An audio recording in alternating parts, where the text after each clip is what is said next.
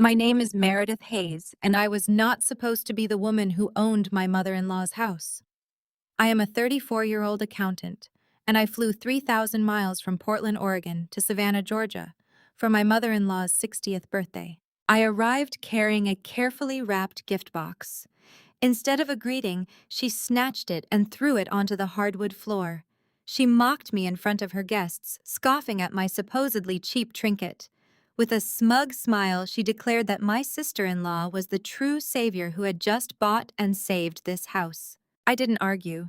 I didn't cry. I calmly picked up the box, locked eyes with her lawyer standing nearby, handed it to him, and walked out. I wasn't there to watch him open it in front of the crowd. Inside wasn't a cheap gift. It was the original deed and official paperwork proving that I was the sole legal owner of the house. Before we get to my story, tell me what time you are watching this and from which city, so I know how far my story has reached. If you've ever been treated like an outsider in your own family, stick around. Like and subscribe if this resonates with you. To understand why my name was on that deed, I have to go back to the first time I realized my in-laws never planned to make room for me. A few years before Patricia's birthday, I married Brian Caldwell and learned that being invited into a family is not the same as being accepted by one. Our wedding was a quiet affair in Portland, where we had built our life together.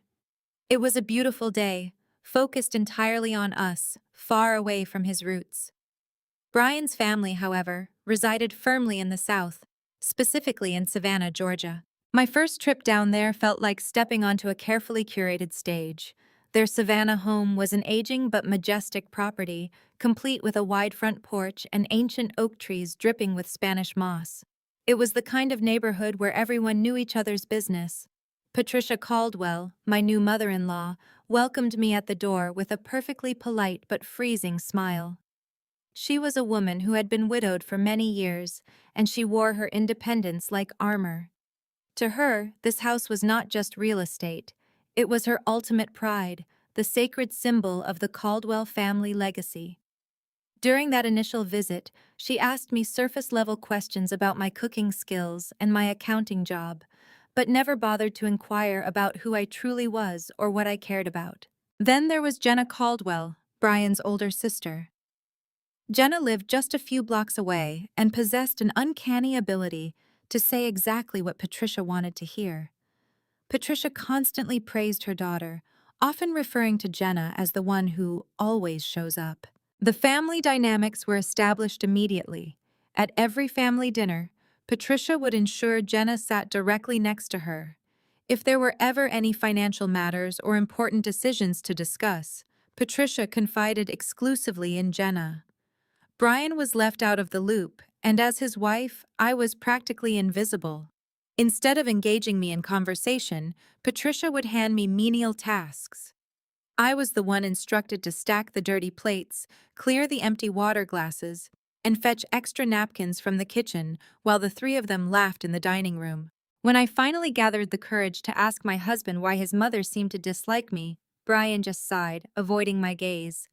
He told me that Patricia simply takes time to warm up to new people. His rehearsed response made it clear he had no intention of addressing the core issue. It hit me then. I hadn't been kicked out of their circle, but I certainly had not been let in. This was a quiet, suffocating kind of exclusion. I was expected to serve, to nod, and to remain on the periphery. I accepted this silent arrangement for a long time, keeping my head down during our mandatory holiday visits. However, during one trip to Savannah, the facade began to crack. I was walking through the kitchen when I noticed Patricia hurriedly shoving a thick envelope underneath a stack of grocery coupons on the counter. I couldn't read the contents, but the bold print on the top corner caught my eye. It was from the county tax office. I would have ignored it if Patricia had not snatched it off the counter like it was burning her hand. That envelope stayed in my mind all weekend, mostly because everyone in that kitchen suddenly acted like I had seen something I was not supposed to see. Patricia quickly folded the thick, ominous document and shoved it deep into her apron pocket. Jenna immediately started talking loudly about a new bakery downtown, completely changing the subject.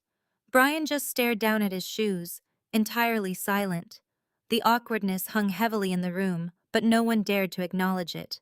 That night, on the quiet drive back to our hotel, I finally pressed my husband for answers. At first, Brian brushed it off, claiming it was nothing but routine paperwork. I refused to let it go.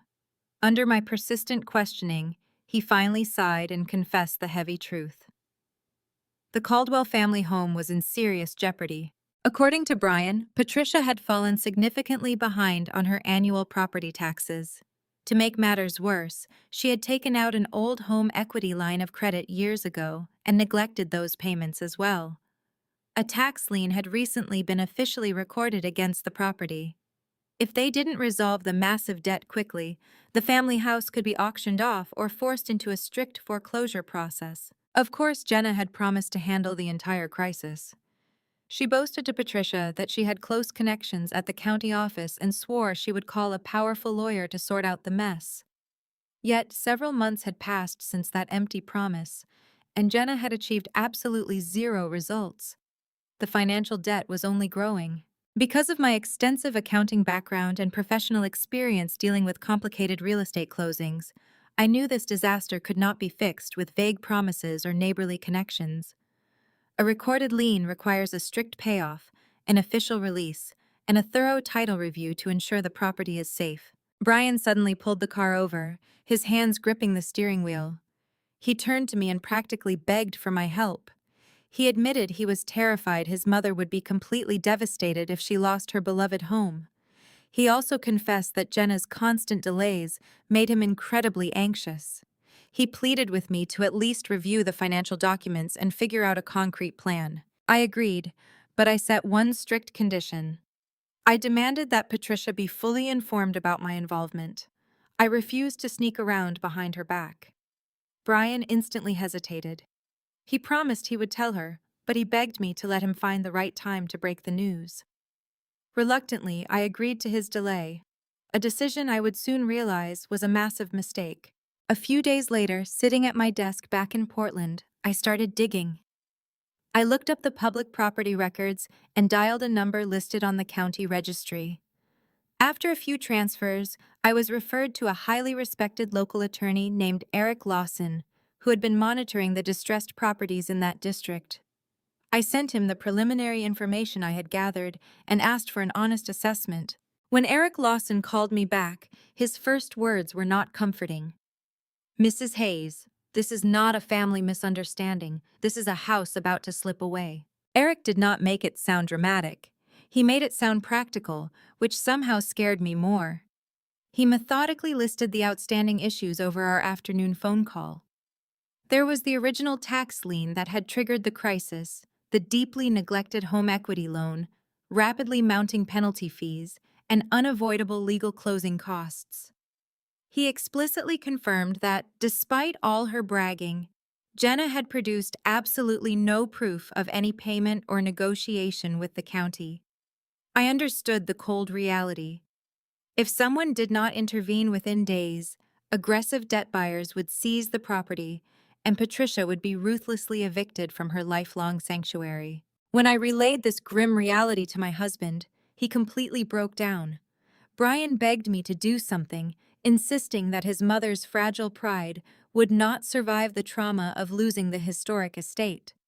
He finally admitted out loud that Jenna was entirely useless, capable only of spinning empty fantasies rather than providing actual financial support when the family needed it most. I had a monumental choice to make, and I ultimately chose to step in. I systematically liquidated my personal investment portfolios and drained the entire savings I had carefully accumulated from selling my small apartment before our marriage. It was an enormous sum of money, completely funded by my own independent labor and financial discipline. It took years to build that safety net, but I handed it over. Working closely with Eric and a trusted local title company, we executed a flawless legal rescue. I paid off the outstanding county lien in full, settled the ancient equity loan, and covered every single administrative closing cost. In return, the property was officially transferred. The new ironclad legal deed clearly bore my full name, Meredith Ann Hayes. Under the specific terms we drafted, Patricia was granted permission to continue residing there indefinitely, pending a formal tenancy agreement we plan to finalize later. So, why was Patricia kept completely in the dark about her actual benefactor? She was generally informed that a secure private arrangement had been successfully negotiated to prevent the foreclosure auction. However, Brian practically pleaded with me to withhold my identity for the time being. He passionately argued that his mother would be overwhelmingly ashamed if she ever discovered that the daughter-in-law she openly despised was her ultimate savior. Reluctantly, I agreed to the secrecy. I did not do it to maliciously deceive Patricia. I simply thought that keeping quiet was the kindest way to minimize the family's lingering humiliation. I firmly believed that once the dust settled and the initial panic subsided, Brian would sit his mother down and explain the truth. He swore to me repeatedly that he would do it. Yet days turned into weeks and Brian never spoke a word. Meanwhile, I quietly paid the heavy, invisible price for my generosity. Stripped of my crucial financial safety net, I forced myself to drastically cut my daily expenses. I voluntarily took on exhausting overtime shifts at my accounting firm just to slowly rebuild my depleted savings. I carefully hid the massive financial strain from my own relatives to avoid their harsh judgment, and I never once threw my immense sacrifice in Patricia's face. I simply suffered in silence, genuinely believing I was being a supportive and loyal wife to Brian. The house was safe, but the silence around it became the space Jenna needed to build her lie. At first, Jenna did not say she bought the house outright. She started smaller, the way liars do when they are testing how much room people will give them. During their weekend visits, she would casually drop intentionally vague comments.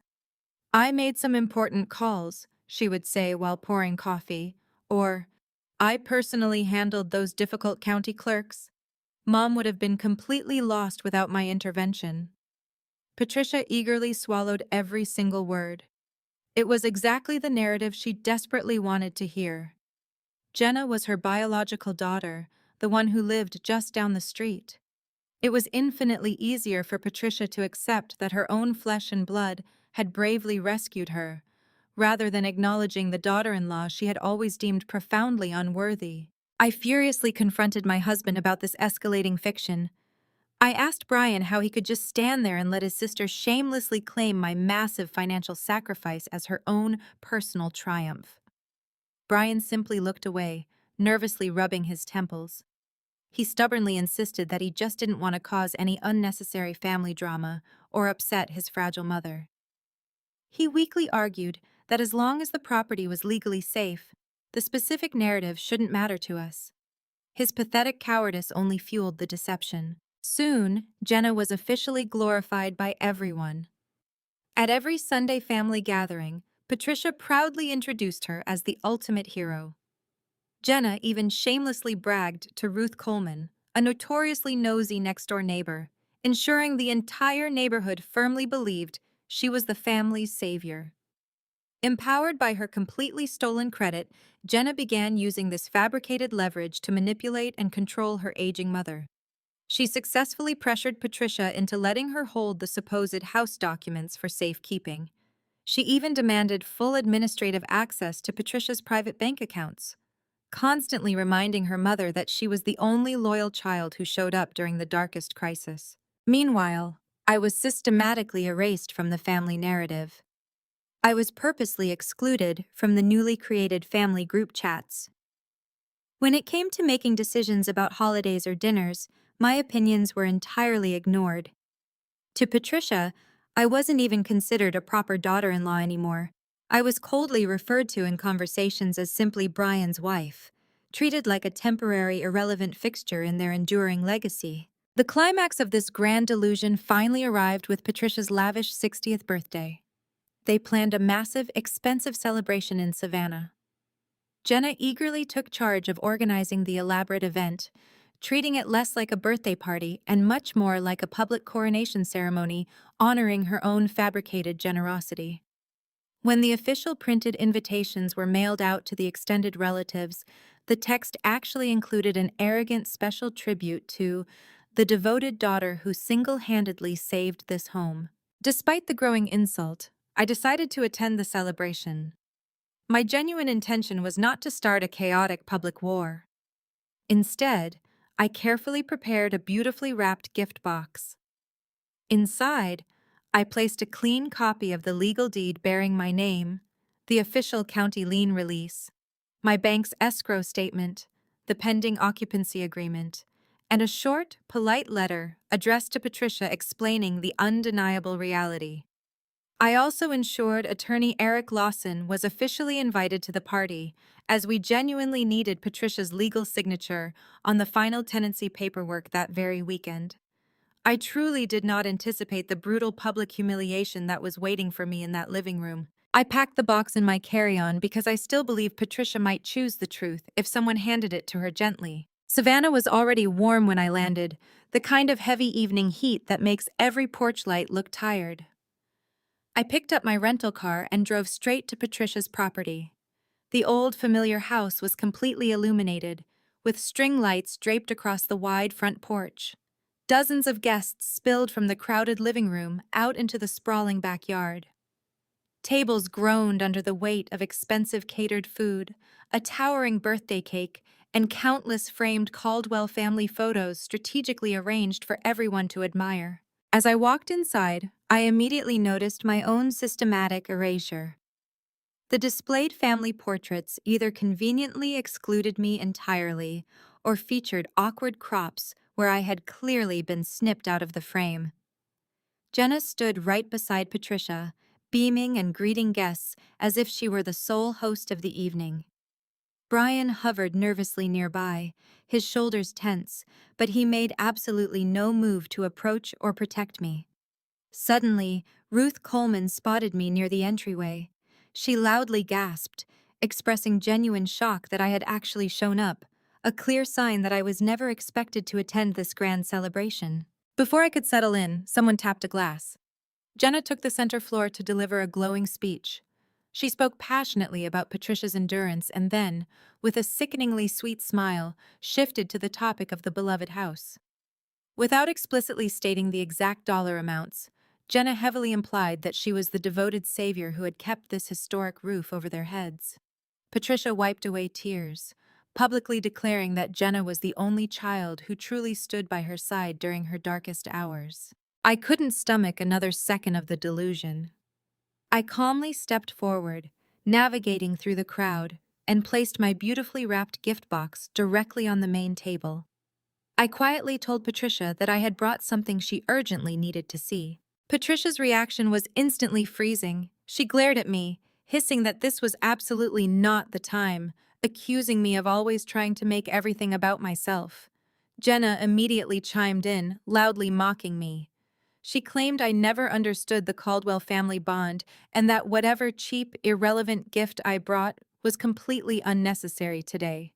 Without warning, Patricia aggressively swiped her hand, knocking the box completely off the table. It hit the hardwood floor with a sharp thud, denting a corner and tearing the expensive wrapping paper. The entire living room went dead silent. Patricia sneered, her voice dripping with absolute venom. "We don't need your cheap little box. Jenna bought this house." I glanced at my husband. Brian weakly muttered, "Mom, stop." But his voice was embarrassingly quiet and entirely too late. Looking at his lowered head, I finally understood he would never stand up for me. Instead of screaming or aggressively exposing them on the spot, I knelt down, picked up the damaged box, and calmly walked over to Eric Lawson, who was watching from the fireplace. I placed it firmly in his hands. I looked directly at Patricia and delivered my only defense. I came to give her protection, not to beg for a place in this family. As I turned to leave, a profound sense of peace washed over me. I finally realized that true self-respect means walking away from tables where you are constantly served disrespect. You cannot buy love, and you should never compromise your personal boundaries just to be accepted by people who are determined to misunderstand you.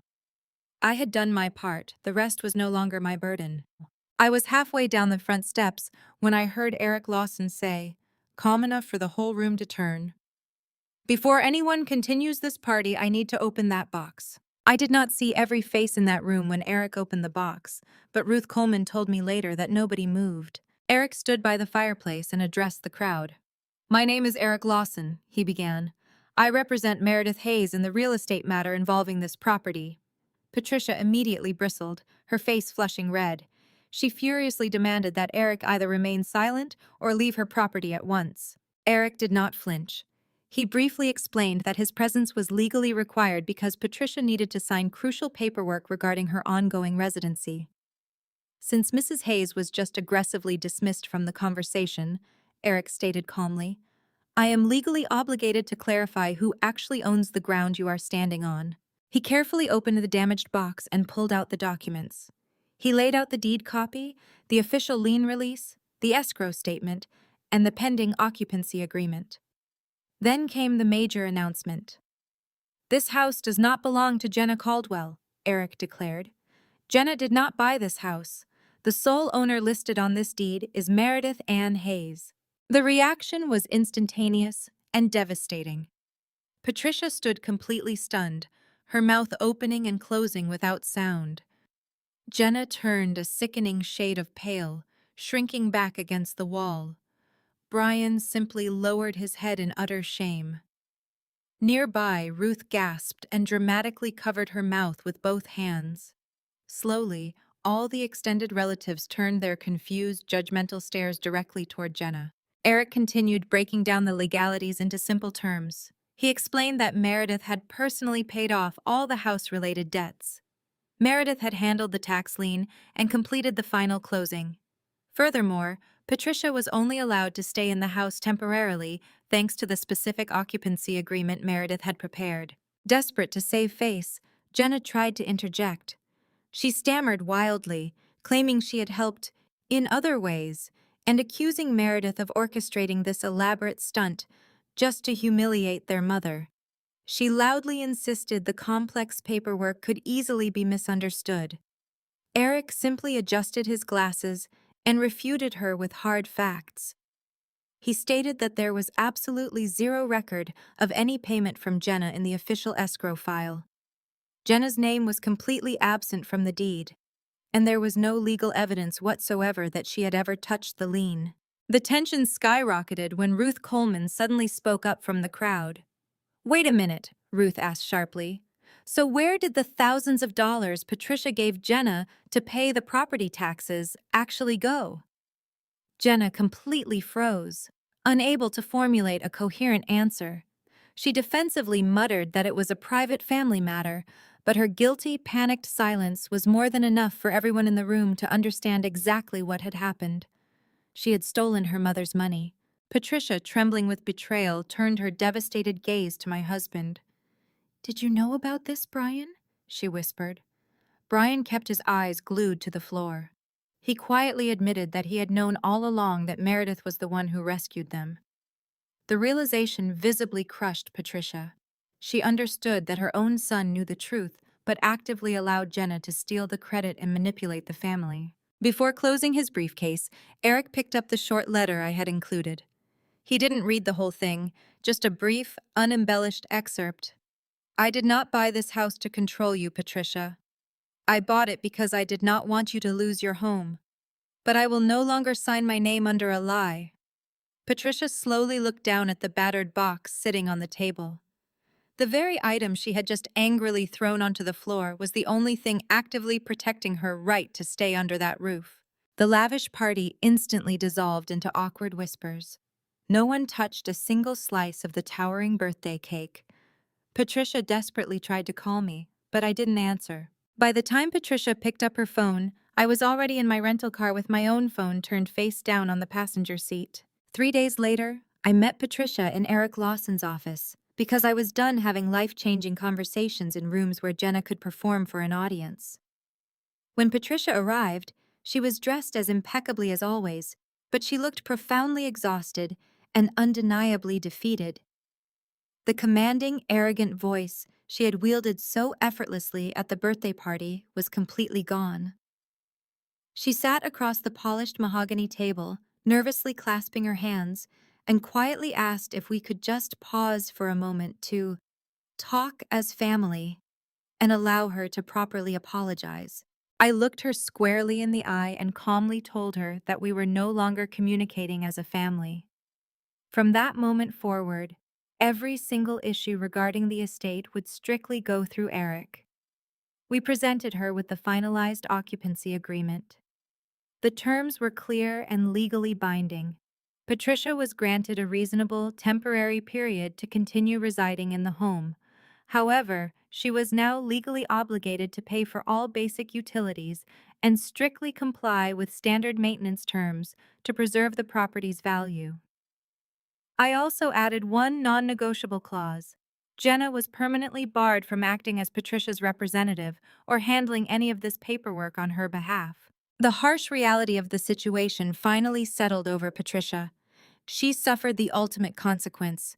She completely lost the power to use that house as a tool to control the people around her.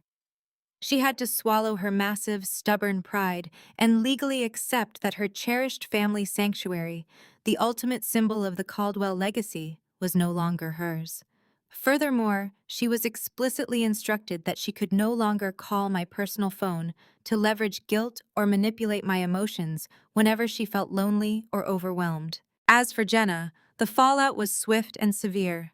After the objective truth was brutally and publicly exposed, she was immediately removed from all of Patricia's bank accounts. Eric officially drafted and mailed her a formal demand letter, threatening legal action regarding the thousands of dollars Patricia had previously given her to handle the taxes.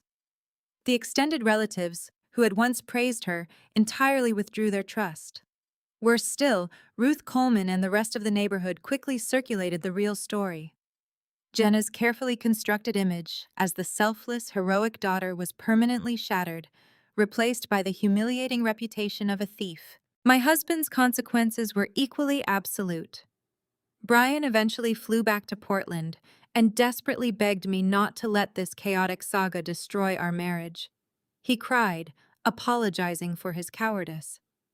But I told him plainly that the core issue was never just about Jenna telling a pathetic lie or Patricia being ungrateful. The unforgivable betrayal was that when the entire room turned against me, Brian had cowardly lowered his head and allowed me to stand entirely alone. I absolutely refused to spend the rest of my entire life married to a man who would not defend his own wife. I moved my belongings out of our shared bedroom and officially filed for divorce shortly after. I chose to handle the property with cold, legal precision. I did not cruelly kick Patricia out onto the street the next morning. I simply followed the exact letter of the law. Once her temporary residency period expires, she will be required to vacate the premises entirely, or perhaps sign a strict, market-rate lease if I decide to allow it. Ultimately, I will likely sell or rent the estate, but I will never again allow the Caldwell family to use that house to manipulate my peace of mind. Our cutoff was absolute. I permanently blocked Jenna's phone number and all of her social media accounts. I now only communicate with Patricia through Eric's formal emails. My interactions with Brian are strictly limited to necessary divorce proceedings. There was no heartwarming reconciliation dinner.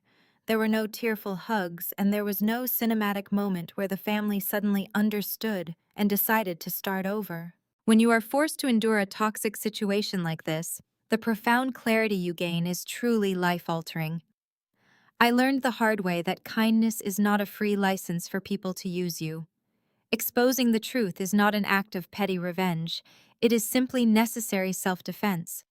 Establishing firm boundaries is not cruel. It is necessary for your survival.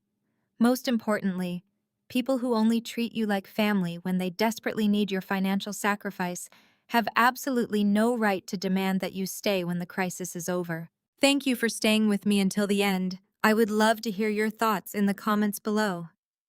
If it were you, would you have aggressively opened that box yourself right in the middle of the crowded party? Or would you have let the lawyer handle it like I did? Would you have forcefully cut them off completely? If you have ever been treated like an outsider by people who still expected your sacrifice, tell me what you would have done, because I learned that walking away is not always losing. Sometimes it is the first honest thing you do for yourself.